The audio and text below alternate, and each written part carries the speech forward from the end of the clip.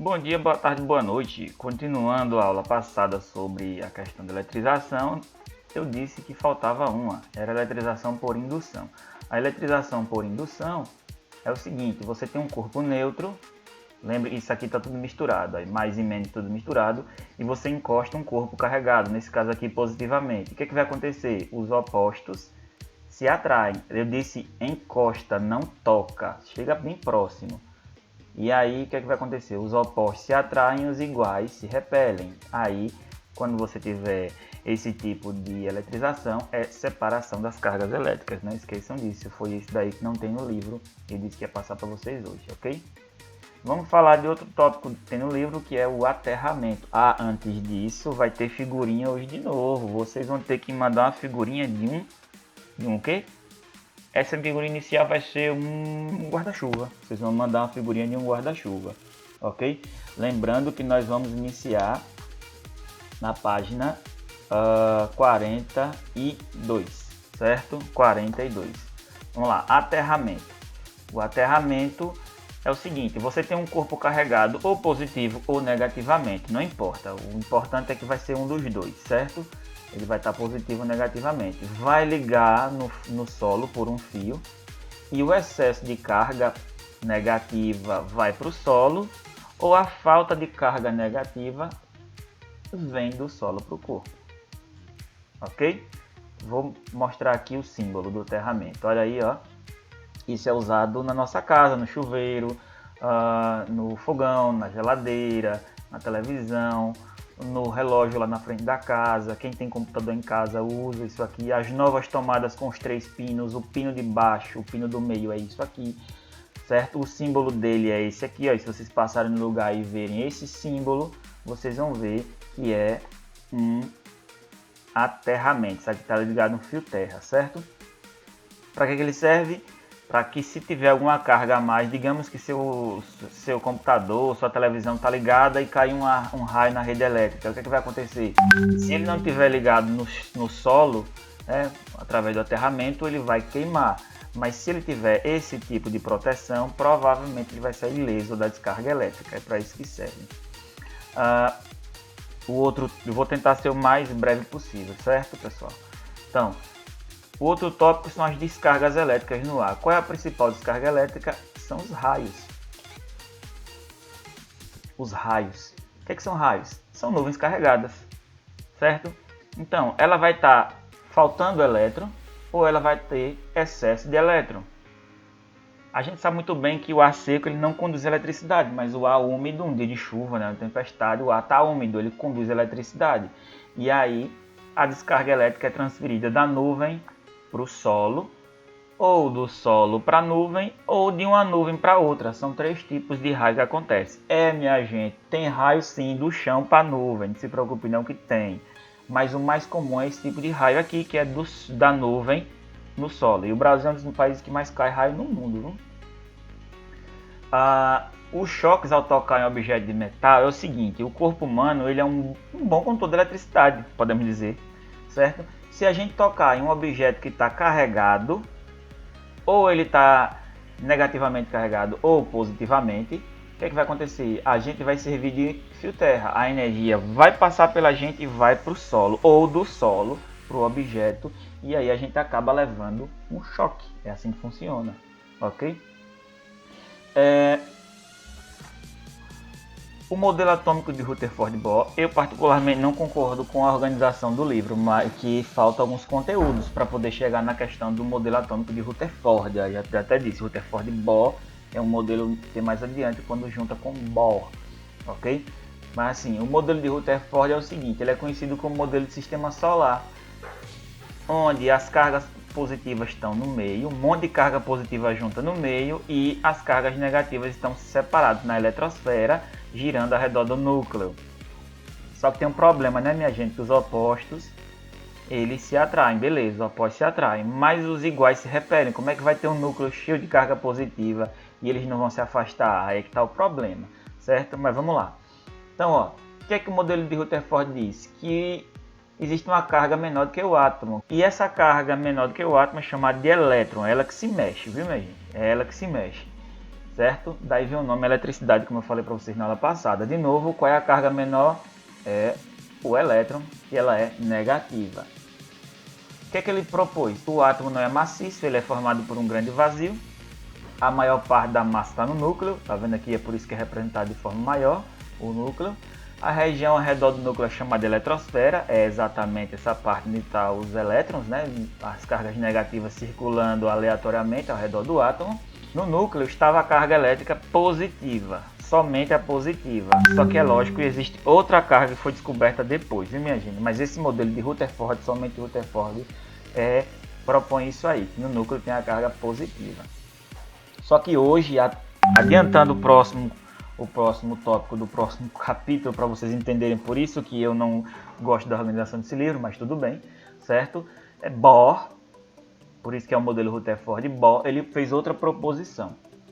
Mas antes de ver essa proposição de Bohr, que a gente vai ver novamente, eu vou dizer para vocês, os elétrons têm carga elétrica negativa, eles ficam fora, ó, eles ficam fora na eletrosfera. Os prótons têm carga positiva, olha eles aqui, carga positiva, um monte de carga positiva. E o nêutron é neutro, não tem carga positiva nem negativa, ele serve para atrair os prótons, ok? Então tá aqui a organização de um átomo hoje, certo? A gente vai ver isso depois, de novo, mas já estou explicando para vocês, só que precisa saber disso para poder continuar o conteúdo. Vamos lá. Nós temos uma coisa chamada tabela periódica, onde lá está representado todos os elementos químicos descobertos até hoje e os que vão ser descobertos ainda. Eles estão bem organizados lá, ok? Cada elemento químico ele possui um nome, é óbvio. Esse elemento químico ele possui um símbolo, em latim geralmente, o nome do elemento em latim. Se tiver uma letra, ela vai ser apenas maiúscula.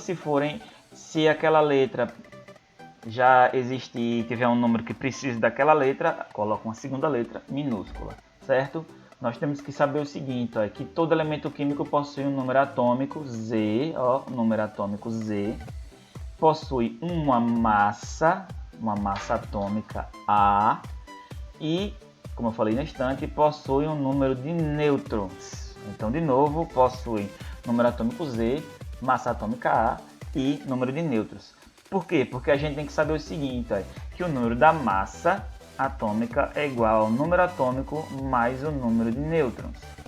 E tem questões que vão fazer pegadinha e vão dar o número de prótons. A gente tem que lembrar que o número de prótons é igual ao número de nêutrons. Não esqueça, eu vou mandar esse slide para vocês, certo? Além do guarda-chuva, eu vou querer também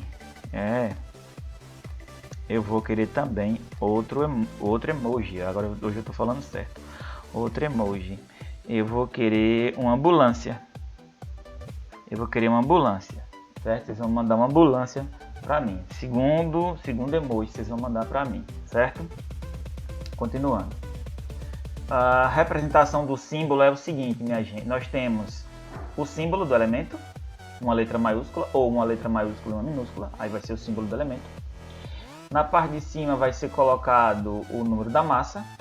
E na parte de baixo vai ser o número atômico. Olha aqui o exemplo aí do carbono. O carbono representado pela letra C. O número do carbono, o número atômico do carbono é 6. E a massa dele é 14. Está aqui o exemplo para vocês observarem, certo? Então, ó, se o número de elétrons for igual ao número de prótons, o átomo está eletricamente neutro. É óbvio, se eu tiver 10 elétrons e 10 prótons, vai estar neutro, porque a quantidade de carga positiva é igual à quantidade de carga negativa. Agora, se for valor diferente, ele vai estar carregado. Como assim valor diferente? Se eu tiver menos elétrons, eu vou ter um corpo carregado com carga positiva. Se eu tiver mais elétrons, eu vou ter um corpo carregado com carga negativa. Não esqueçam disso. E agora vamos para a tabela periódica, certo? Antes de mostrar a foto da tabela periódica, que por sinal está na página, deixa eu olhar aqui, página 48. A gente tem que saber o seguinte, que os períodos são linhas horizontais, e que as famílias ou os grupos são colunas verticais, certo? Então o que nós temos, minha gente? Aqui nós temos os períodos, são as linhas, tá vendo? Os 7 períodos, são as 7 camadas dos elétrons, dos átomos, certo? E aqui nós temos as famílias. Cada uma família 1A, 2A, 3 a 12 são os elementos de transição, 13, 14, 15, 18 são outros elementos. Cada um deles representa um tipo de elemento. Vamos lá. Daqui do lítio até aqui, ó, essa parte amarela, pronto, essa parte aqui roxa e essa parte amarela são os metais, ametais e semimetais. Olha que legal, metais, ametais e semimetais. Na página cadê? 47, ele representa isso muito bem. Olha aí, ó. Então nós temos o grupo 1A, que são os metais alcalinos. Ó, o grupo 1A aqui são os metais alcalinos. O grupo 2A, os alcalinos terrosos, são metais também.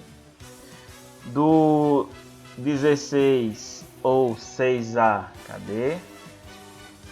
16 ou 6A são os calcogênios. Os 7A são os halogênios.